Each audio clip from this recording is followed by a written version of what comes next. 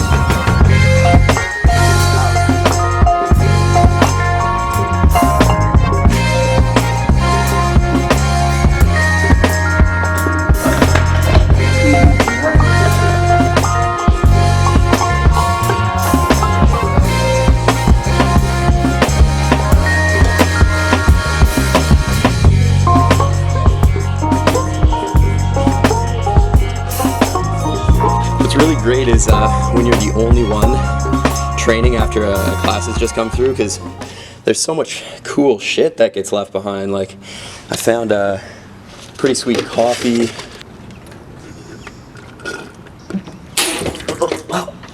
a cool pink shirt.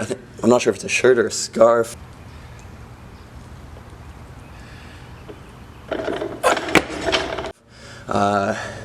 Some broccoli,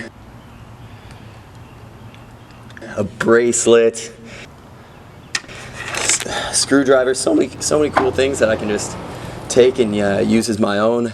Reduce, reuse, recycle, right? Global warming, and waters are rising, ice caps are melting, polar bears are turning brown.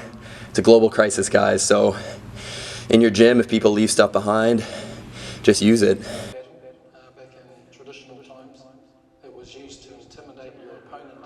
How we see haka today is usually the aggressive dance that we perform. When we do haka, discipline is a way of expression. Say you want to express your feelings in stone. Now, stone doesn't give way very easily. It's tough stuff. And so you have to learn the skill or the discipline of the sculptor in order to express yourself in stone. And so in every other way, whatever you do, you require a skill. And it's enormously important, especially for American people, to understand that there is absolutely no possibility of having any pleasure in life at all without skill. Money doesn't buy pleasure. Ever.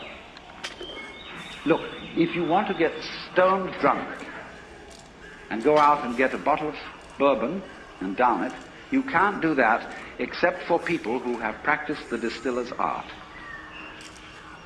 You can't even make love without art. Where I live in Sausalito, we have a harbor full of ever so many pleasure craft. Motor cruisers, sailing boats, all kinds of things. And they never leave the dock. All that happens with them is their owners have cocktail parties there on Saturdays and Sundays. Because they discovered, having bought these things, that the discipline of sailing is difficult to learn and takes a lot of time. And they didn't have time for it, so they just bought the thing as a status symbol. So, in other words, you can't have pleasure in life without skill. But it isn't an unpleasant task to learn a skill. If the teacher, in the first place, gets you fascinated with it. There is immense pleasure in learning how to do anything skillfully. To make carpentry things, to cook, to write, to calculate, anything you want. It can be immensely pleasurable to learn the discipline. And it is completely indispensable.